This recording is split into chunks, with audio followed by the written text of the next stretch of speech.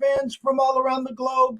I am your host, Jeff Dawson, East Coast Sports Investors.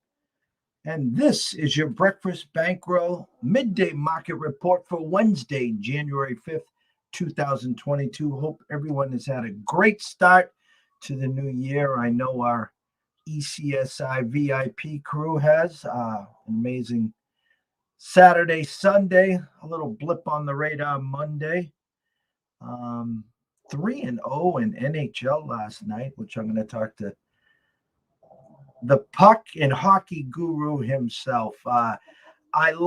Used to be Fridays, now it's Wednesdays. It allows me to cross the border, even though I have my vaccination card, but I'm safe to come and cross the border. And we're going to talk about that, what's going on in Canada, and get the temperature of life in Canada right now for the one, the only, Mr. Andrew McInnis. What's going on? Great to be here. It's awesome. I got a million questions for you. But first of all, Happy New Year. How was your New Year? Happy New Year to you, Jeff, and your family. Very uneventful. Very, very uneventful is what I'll say. My girlfriend had to work New Year's Day in the morning, and she also had to work the following day. So we didn't really go back home to where I'd usually would go to kind of live it up and party a little bit. And obviously, as you've heard, there's not really much partying going on anyway in Canada right now. But it was fine. Had some nice wine, watched some movies together, and kind of just played some games. So it was nice time, the two of us. So I'll take that. And to be honest with you, I hate to say it like this, but all of the guys that I was supposed to hang out with, they pretty much all got COVID. So it might have been a good thing that I didn't go to where I was planning on going with those guys, because it seemed like it wasn't a good idea. My days are over. I always say it's a young man's game out there when it comes to New Year's Eve and New Year's. I like to call it, amateur hour, rookie night out. My New Year's Eve now consists of going local to the Chinese food place. It used to be get awesome. A few hours in on the skating rink and then get my Chinese food, watch the Three Stooges marathon, and then if I was lucky, I stayed up and saw the ball drop. But the last couple of years been blessed. They had the NCAA Final Four, so I was able to watch two snoozers, of course, Bama, Cincinnati, and the nightcap of Georgia, Michigan. But it was uneventful also. So. Hey, that sounds fun, though, going skating and watching some movies and stuff like that. Obviously, there were two great games. That's for sure. To be honest with you, I wanted to watch those really bad, but you got to have that the time for the relationship, as we all know. But, yours was probably a little more eventful than mine, that's for sure. But so congratulations on the good start to the year. Yeah. Last night, seeing the start of the year, I don't know what it is, just seeing the NHL board so well. We had a great weekend. I actually left 3 winners on Sunday on the desk, but last night had Nashville plus 102 at Circa. Got out to a 3-0 lead, held on 3-2. Had the Bruins puck line minus 124. Got fortunate. They pulled the goalie, the Devils did, and then the puck got in their end, so they had to bring the goalie back, and there's 50 left. I'm like, I never get empty netters. I just never do. But the Bruins kept it in the zone, and they miraculously scored, so hit that one. But my play of the day, the Ducks. Now, Flyers, last game on the West Coast trip, the Ducks opened up minus 115, got up to 155. I even saw it minus 158 in some spots. That's too steep for us. We got them on the puck line plus 168 last night, and they won 4-1. So that was a great night of pucks, a great overall night. Our one college basketball game, I get a thanks for playing. Florida State opens up the game 9-3, and then they get outscored 33-12 to end the half. So I get one of those, that a boy, and thanks for playing. Those are tough. Those are the ones you don't want to watch. Yeah, yesterday was a good day for me as well. 3-0 day, and it was one of those days where I wish I played more, but I told you before, I've kind of, I've graduated from the mindset of getting mad about that stuff. That used to bug me. But I realized it's just a good thing. If you didn't play a bet that you liked, but it still won, you're still allowed to feel good about yourself for being right about that. So, and I hear you say the exact same thing. You leave some winners on the desk or on the board, but the good news is we were right. And that's all that matters is the fact that we were seeing the board well. I'll take my 3-0 night. And I never do this stuff, Jeff. And when I say never, I probably say every maybe 2 months in the NHL. I released not just a 2-teamer, I released a 3-team money line parlay yesterday. And I know that's so abnormal, and we preach not to really do that stuff. Bruins, Lightning, Avalanche. And the funny thing is, out of a lot of the plays I liked yesterday, those actually came down to a sweat. The Avalanche one was a sweat. The Bruins one was quite a bit of a sweat. They ended up winning by 2. That was just a smaller play I sent out, but I had a feeling last night would be a chalky night. And sometimes you kind of hate that feeling because you're like, no, there's no way. There's always going to be a few dogs barking, but, I put a few tickets together, Lightning, Colorado, Bruins. You can put some of these together and you realize, like, do I want to, look at a minus 300 or my best bet on one of the shows I did yesterday was a combo with Winnipeg and Tampa. You can look at some of these teams and say, well, parlays are bad, or you could just not lay minus 275 and put 2 teams together and get a good price. And that's kind of what I did. So, but best bet for me yesterday was the Blackhawks and Avalanche over. And man, I didn't know if that was alive. Third period needed 4 goals. I got 2 goals in the first, I think, 4 minutes of the game. It was a 5-on-3 for the Blackhawks, so that was pretty sweet. But how about that goal from Cale Makar? Overtime winner. Wow. Unbelievable. I love it. It's so funny you brought up those 3 games. I have an open door policy at ECSI, and I have some clients that reach out, whether we via text, whether we talk on the phone daily, breaking down the board. And it's so funny you brought up those 3 games, okay? Because I'll get to Colorado and Tampa. Their puck lines, they went from plus 137, Tampa did, to plus 105. So it dropped about 32 cents, but they were still giving you plus money. And Colorado, the same thing. They went from plus 140 to plus 102. So I talked to a good family member that's been with us for a long time for Louisiana, and we were releasing the Bruins puck line, and we're releasing Nashville. But instead of, like you said, playing 5, 6, 7, 8 games, I says, why don't you try to tighten this up? He didn't want to go for what we call the chalk sandwich. The Bruins, Colorado with the Avs. So I says, well, we're releasing the puck line on the Bruins. Mm-hmm. So why don't you take the Bruins in the money line just in case they only win by 1? And then you can either take the Avs and the Lightning in the puck line with plus money, or you can go with the money lines.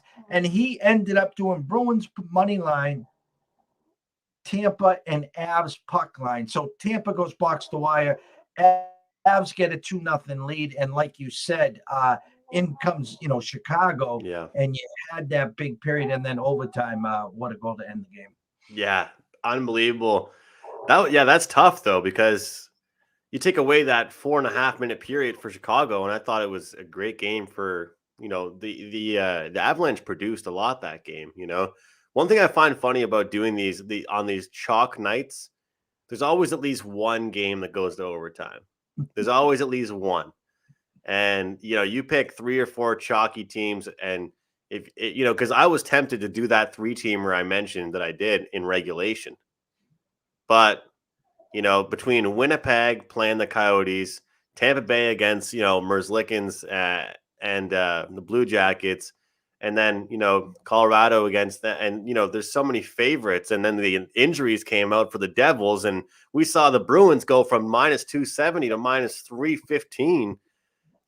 everyone's overreacting. I was like, honestly, I don't love the Bruins like that much, but I love them enough to tie them into, a 3-teamer or something like that. But only 2 games tonight.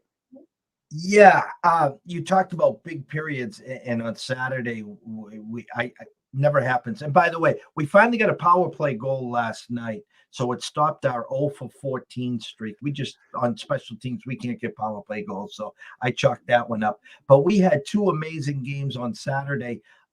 We had the puck line on the Hurricanes, and they were down 4-1 in the second, and they come Wow. all the way back. 5 goals in the third, and then they win 7-4.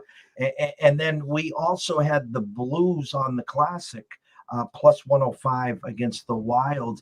And then they got a 5 spot in the second period. And again, it was just like, holy cow. That's It must awesome, be Jeff. a new year, The fact that you had the Hurricanes in that game is awesome. That is sweet. That's a sign of a big 2022 to come for you guys, because that's amazing. That Winter Classic, I had the over in that game. Everybody was saying it's freezing, it's freezing. It's going to be, look, these guys, the goaltenders are frozen too. The defensemen, they're also cold. These are still 2 talented teams. I don't think that a little bit of bad weather or cold weather was going to stop these guys from scoring. And it turned into be more mistakes than less goals. The cold probably led to some of these sloppy mistakes, I thought. I agree 100%. They said, I think it was like the 4th or 5th all-time coldest games in sports history. I think puck dropped, it was -5, and it might got up to like -8 or 9 by the end of that game. I'm going to tie 2 questions into you, and I don't have the answers yet. I'm hoping maybe you have some information or whatever. Last time we talked, we were talking juniors. We were all hot and bothered. I mean, this was nothing better than junior hockey. U.S. gets some COVID issues. They forfeit a game, and then the following day they cancel the tournament. We already know the U.S. doesn't plan to partake in the Olympics.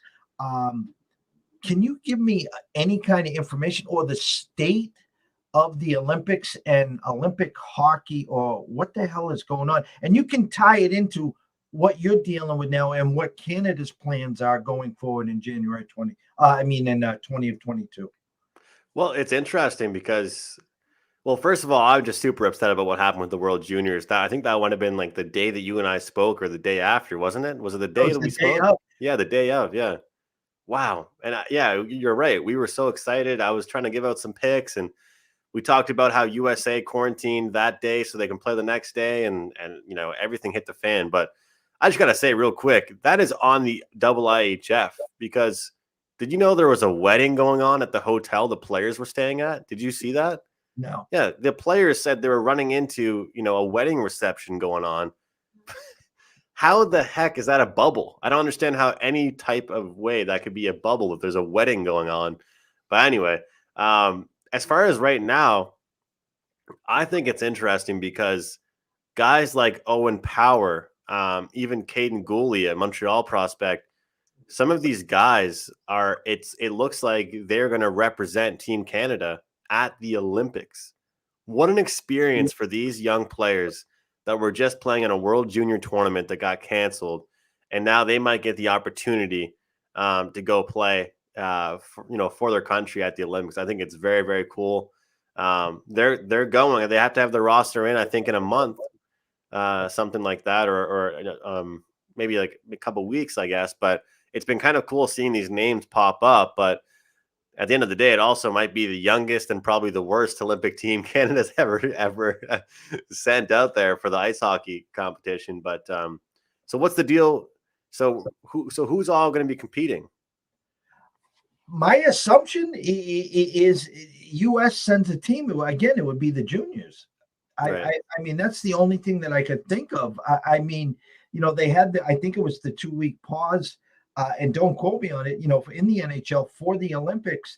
But the U.S. is not going. So my assumption would be that the juniors would be playing and representing the U.S. and then, is what you just said for Canada. And I'm just wondering if these other countries would be doing the same thing.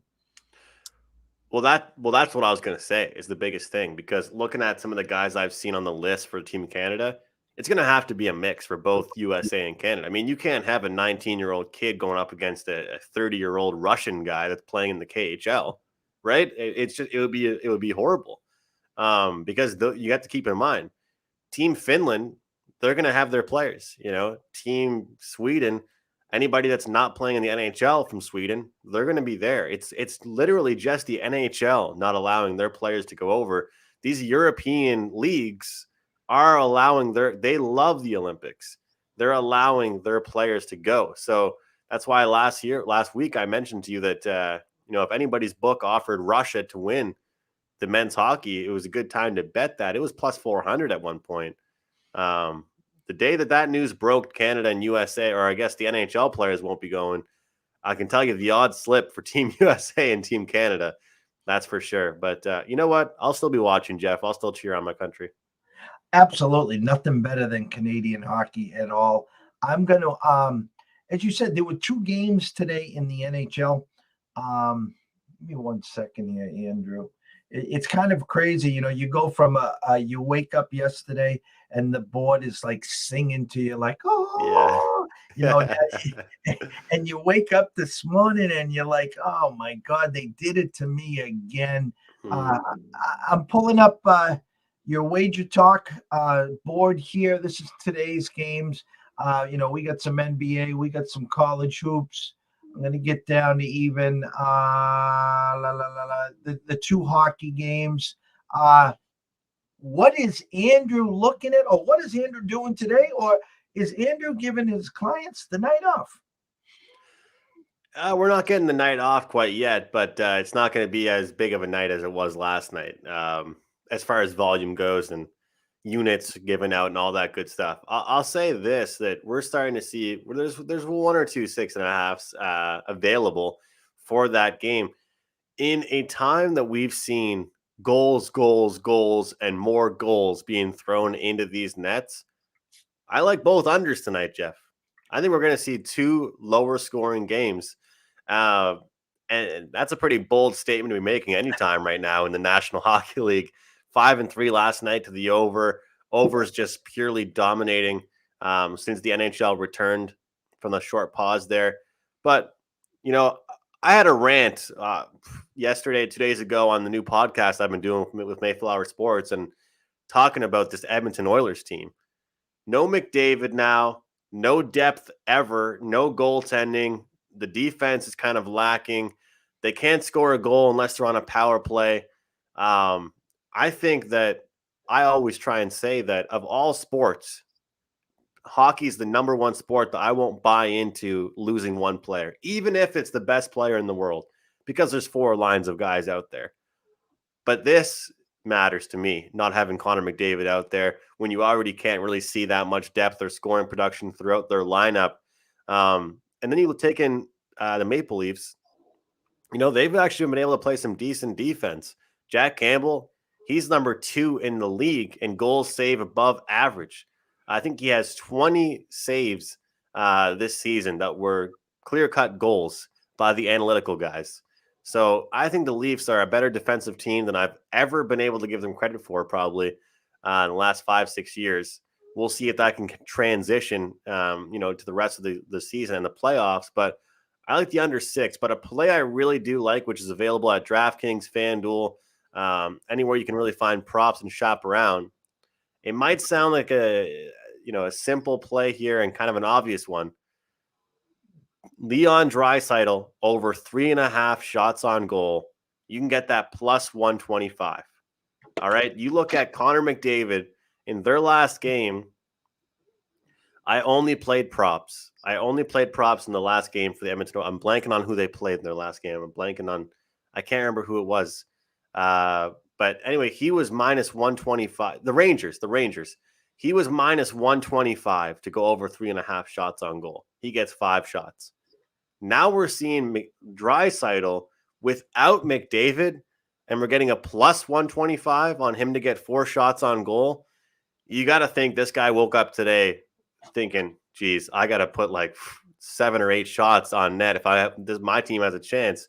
Because if you look around, nobody's scoring.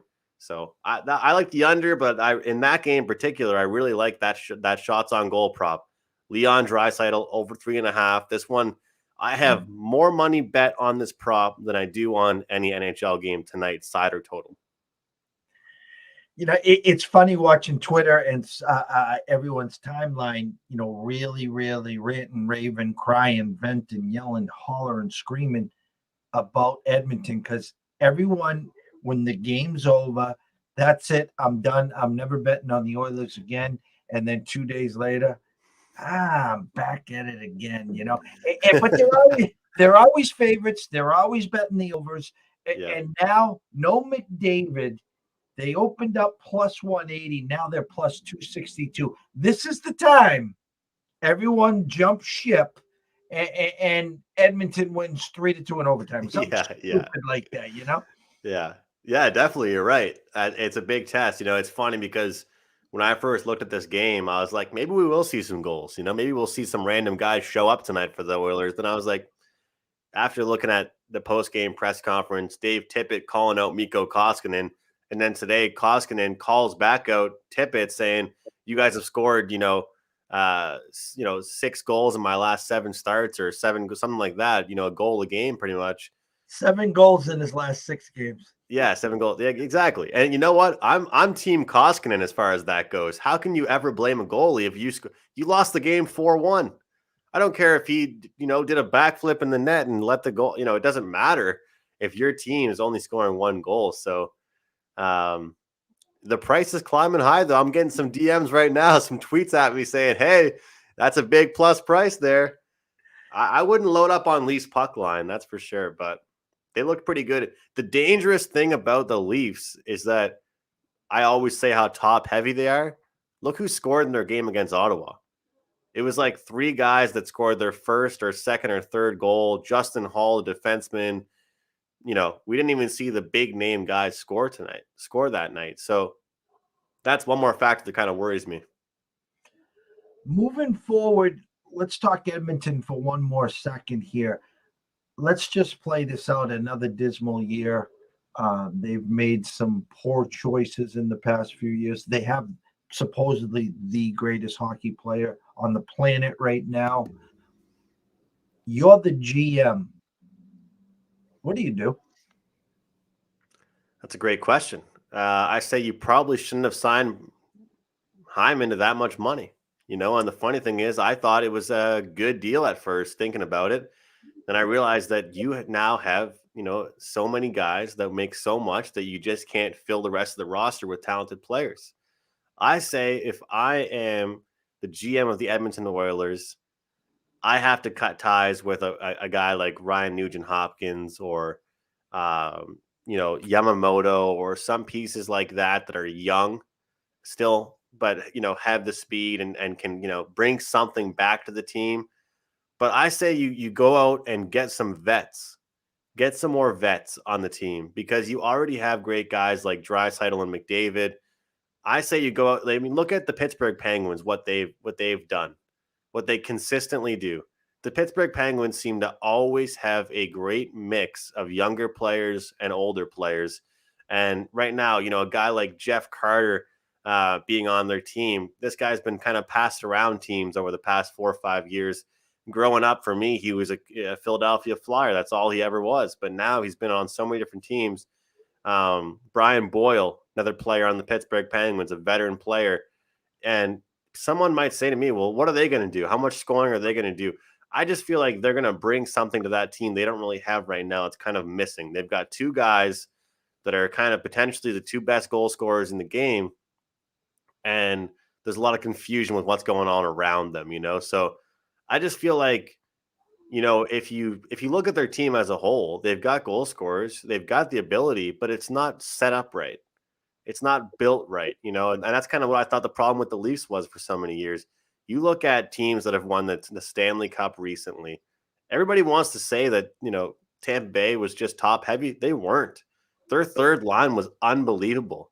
They have 3 defensive pairings that can really get it done. So you got to move some pieces, but I also say try and pick up some older guys that don't care about the money and bring those guys in to be third line depth pieces, because right now money's a problem in the NHL and salary cap's a problem. And I think that that's kind of a big solution, is to Get some guy. Look at Jason Spezza. He makes less than $1 million a year on the Maple Leafs, and he's a constant contributor. He scores in shootouts. He scores late in games. Great locker room guy. I think the Oilers need more of that type of stuff, Jeff. I know preseason we had you on. Your team was Vancouver. It's now the new year. If I said to you, Andrew, give everyone listening and watching here a team to look out for out west and a team to look out for back east, maybe to grab a future to make the playoffs, maybe to grab a future to steal a division or whatever it is. This was the time a handful of years ago that the gentleman had like the $300 on St. Louis at 3,000 to 1, and the rest was history there. Do you see anything like that out there? Look, I talked about Pittsburgh a few minutes ago. I like Pittsburgh. They're 12 to 1 to win the Eastern Conference. I like that quite a bit. I'm going to read to you some futures that I've released to clients. Anybody watching this gets to see these futures that I've given out. There's always moving here. Starting from the top, Pittsburgh to win the East, 9 to 1. Carolina Hurricanes to win the Stanley Cup, 14 to 1. That's a huge number there, I thought. And I like to look towards hedging possibilities. When you get a big number like 14 to 1, you can definitely hedge that out. Vegas Golden Knights, look, this is Vegas to win their division at plus 110. And I understand that price was obviously way better back then, but I like it now. And I feel like it's going to continue to move. So as you always say, Jeff, try and beat these market moves. Nashville Predators to miss the playoffs. I got that plus 270. I feel like they've overachieved and I expect them to kind of come down a little bit. And then of course, you know which one I have locked in to make the playoffs. Double one up here, plus 400 Canucks make the playoffs. We're back at it again. So a lot of belief in this team, but Colorado, I think it has to be a buy spot, even though it's not the big, 14 to 1 you wanted for taking a team Stanley Cup winners. I think you and I can both agree they aren't in the standings where they probably want to be and should be. Let me take a look at what we're seeing here for some of these futures, because I don't know. I look at this team and I just look at how many injuries they had. They dealt with Nathan McKinnon being out a little bit. Let's see, team futures. Yeah, so Colorado's plus 550 to win. That's the cup? The cup, yeah. And that's kind of chalky a little bit. I understand that, but I don't know. I feel like they're gonna get right there. I think late to the Western Final and stuff like that. The number's not going to get much better. But Pittsburgh Penguins, they're 18 to 1 right now.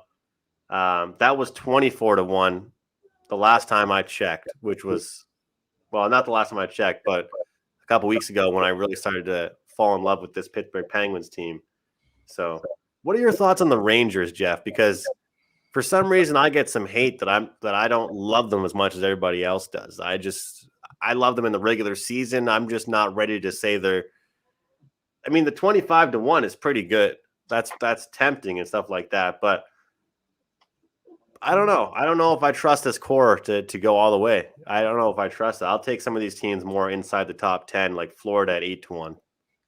It's funny you bring up the Rangers. The day after Thanksgiving, I took the family to the Garden and watched the Bruins dominate the first period and up a goal, and then the Rangers tied it right before the end of the period, and then the Rangers dominate second and third period.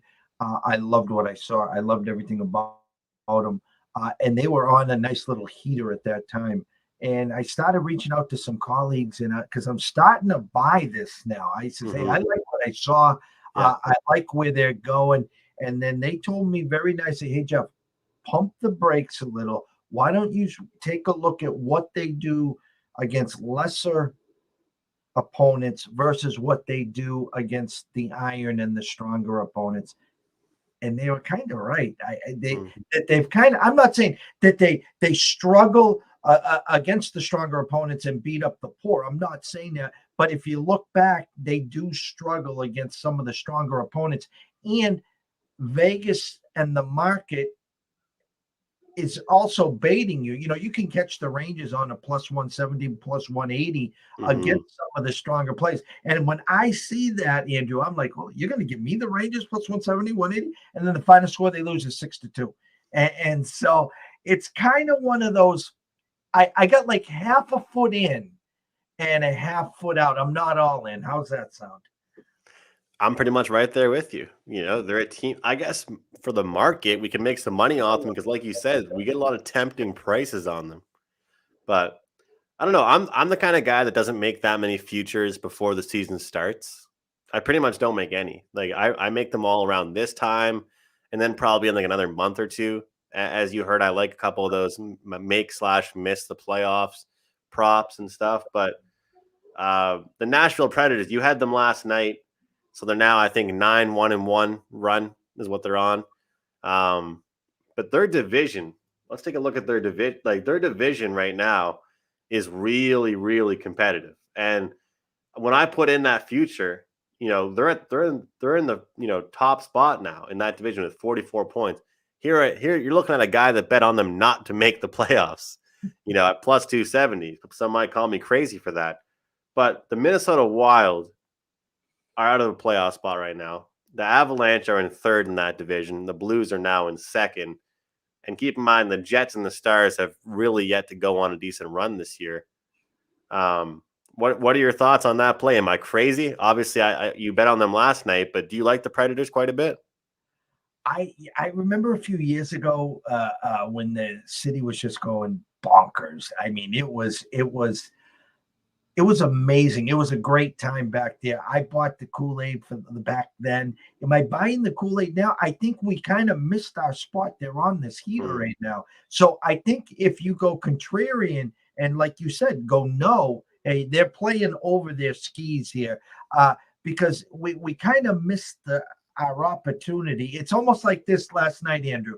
I got so many calls up to kickoff. Hey, are we taking LSU? I passed on the game. Are we taking K-State? We taking K-State? Our friend Kelly Stewart, right there with bar stools at the game and living life large. And I'm like, yeah, you were taking K-State at -2.5, -3, -4. You're not taking them at -8, 9, and 10. Even though LSU had the third string quarterback, they reached out to Jeff George and Jamarcus Russell. They weren't healthy. They tried to get Joe Burrow in for a quick game. He's working on his knee. I mean, they were just hung out to dry. So it's almost like when you talk the market. Listen, I'm not a perfectionist. I'm not, that guy that says if I missed, I missed. Instead of 12, I got 10. In August, me and Dave out in Vegas, and in September, hey Dave, what do you think of the Georgia Bulldogs 8-1 to win the national title? Then a week before they played Clemson, it dropped to 6-1. Hey, Dave, I still can get it at 6-1. Now they're -150 to play, to beat Alabama. Good stuff. Yeah. So I think in today's game, with all the information, with all the outlets, if you play your cards correctly, you are able to get in during the season. So in other words, a hockey season that starts in October and doesn't get over the regular season till the end of April, right? Yeah, April, May, do you want your money tied up for 5 or 6 months, or you like one of the favorites and they get off to a bad start? So instead of taking them at 5-1, you're getting them at 8 or 9-1. Yes. And so I just think that gives you so much more opportunity, so much more flexibility, and it doesn't tie up your bankroll for as long as well. And what's funny about that is you look at the start of the NFL season, and then week 6 or 7, you might get the exact same team for the same odds. Like you might get the exact same team you're looking to bet on at the exact same price. Maybe better, maybe slightly worse. But yeah, to your point, there's certain spots where you want to get in early, but there's certain times where you can say, you know what, I might just wait it out and see what happens. So I'll tell you something kind of funny. My one of my dad's buddies, he wanted me to put a bet in for him on he's a diehard Steelers fan and he wants to get into just betting a little bit. He wanted me to put in the Steelers to win the whole thing this year. And I was like, yeah, no problem, no problem. And I didn't tell him this because I was just embarrassed I did this, but it was kind of funny. I accidentally clicked Chargers. We were in a rush because it was week 1, right before kickoff was about to start, and I wanted to get it in for him before the game started. And I accidentally took the Chargers for $100. It was just $100 he wanted to put down. So here I am sitting with a Chargers ticket I didn't even want or ask for. And I was like, well, I can't do anything about this now. So now I'm just kind of sitting here with the Chargers. And I check like 5 or 6 weeks later, the price is exactly what I got it at anyway. So, and same thing with the Steelers. Like the next week, I was able to get that guy the exact same price he wanted on the Steelers, and he kind of wanted to do it just for fun. Everybody I've told this story to said I should have just booked him myself and just taken the $100 off him. But I could never do that. But yeah, it's kind of, I'm stuck with a Chargers ticket right now that I didn't even ask for. Yeah, you know, if you sat and wait, like say on the Chiefs, and they hit that bad stretch where I think at one point they were 5-4 in the year, or 4-5, 5-4, something like that, and they became like the third favorite in the AFC. So you could actually have pounced back then. And I'll close with my Steelers story for you. Last year, we gave out Steelers Dallas Super Bowl. Okay. We went back to 1990 something. Those two played way back when. Steelers started out the season 11-0. And boy, let me tell you, the accolades that I would get. Oh my God, Jeff, holy I can't believe we got Steelers AFC champs. We got Steelers Super Bowl champ. Woo! And then I think by week 15, 16, 17, geez, if I just had a penny for every one of those emails, DMs, and texts, we'd be at the Bellagio presidential suite right now. They would be. So you'd be wearing one of those big robes with a big glass of wine in your hand, sitting back. You'd be enjoying yourself. If only the first 11 games of a season, would count as the championship. They'd be feeding us grapes and all that. Congratulations. Your future was looking really good for like 10 weeks. And that's how the market crumbles. I'm telling you. Andrew, I got your promo up here. Promo net $2.99 at WT Buzz /AM. The rest of the NHL season for $2.99. The stage is yours. Tell everyone where they can find you. Talk about your promo. Talk about whatever you need to do. Yeah, the short link is wt.buzz/AM. It's where you can find all my picks there. Also, we do a show every day, Puck Time on Wager Talk TV, talking about 4 games, if there are 4 games available, with best bets at the end. And look, especially with COVID, injury stuff, waiting information, I'm not someone that likes to put up a play, way the night before, early in the morning, just to try and make sales or just to try and get more people on the pick. I want people with me. I like it just like you have with the family of customers you have where they're emailing in. I like that. I want people in for the long term. So net $2.99 gets people the rest of my NHL season plus playoffs for $299. Don't worry about buying one pick. Don't come to my profile page looking to spend $25 on one play. You can spend $2.99 today and ride with me for the rest of the season. I've been pretty transparent about, ups and downs through the CFL, NHL. I've talked about NFL with you, Jeff. I told you I got absolutely ripped in the month of October in the NHL, but I'm pretty proud. 72.4% in the NHL since November 13th. It has been an unbelievable run, 42, 16, and 2. So good time to jump on board, and I'm feeling pretty good. That's amazing, amazing, amazing. And that's just part of the business. That's part of the grind. That's what it's all about. I can actually say the flip side in college hoops, we go guns a-blazing. We're like 18-6 the first 24.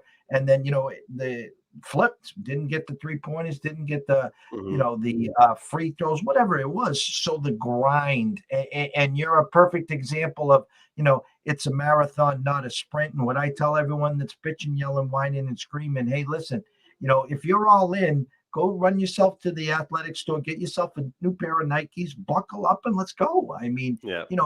we're just warming up here. We're in the January, we haven't even hit the All-Star break, and proud of you. I mean, that's what it's Thank all you. about. It's just keeping your head down and the blinders on and get that hammer.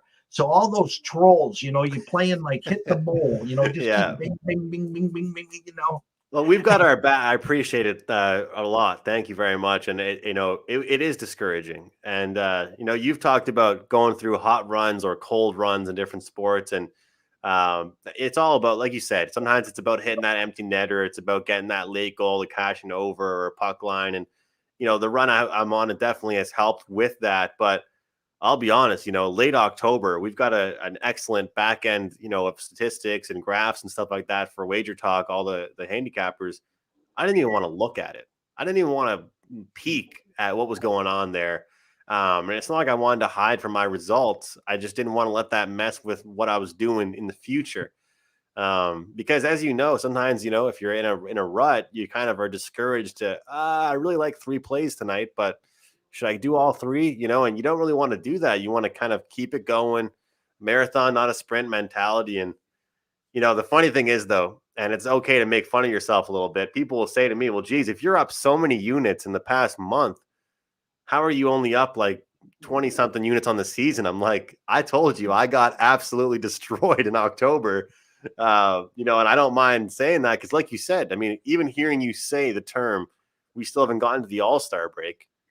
That's like a breath of fresh air for me. It's like, oh man, like there's still so much time left in this NHL season. There's going to be nights like last night where we like a lot. There's going to be nights where we might not like too much. So I'll tread lightly. An amazing show as always. Love our Wednesdays, loving crossing the border, getting the temperature on what's going on with yourself, hockey, puppy life, New Year's. He's getting big. Before you know it, we'll be doing the preseason and the CFL again. I mean, it just time flies, and that. Again, congrats on the run. Everyone here, follow Andrew McInnis Picks at Wager Talk Sports Mayflower. Go to YouTube to Mayflower Sports. Andrew's got his own podcast going as well. Subscribe. It's free. Jesus, I mean, it's free. Tell a friend, retweet. Get out of your comfort zone. Have some fun here. That's what we're here. We're here to educate. We're here to entertain. We're here to make you a few bucks. That's all. And we enjoy what we're doing. It's not work. That's right. It's not work. It's not work if you enjoy what you're doing, okay? And we enjoy what we're doing. So for myself, Jeff Dawson, my co-host here, Andrew McInnis, always remember this. If you are wagering tonight, always wager responsibly. Wager with your head, not your heart. If you have a problem, pick up that phone, ask for help. There is an 800 number available. Why? Because we care. We want to see you here this week, next month, the month after that, 2022, 2023, and beyond. So best of luck. Have a blessed day. Cash some tickets, and we will see you tomorrow.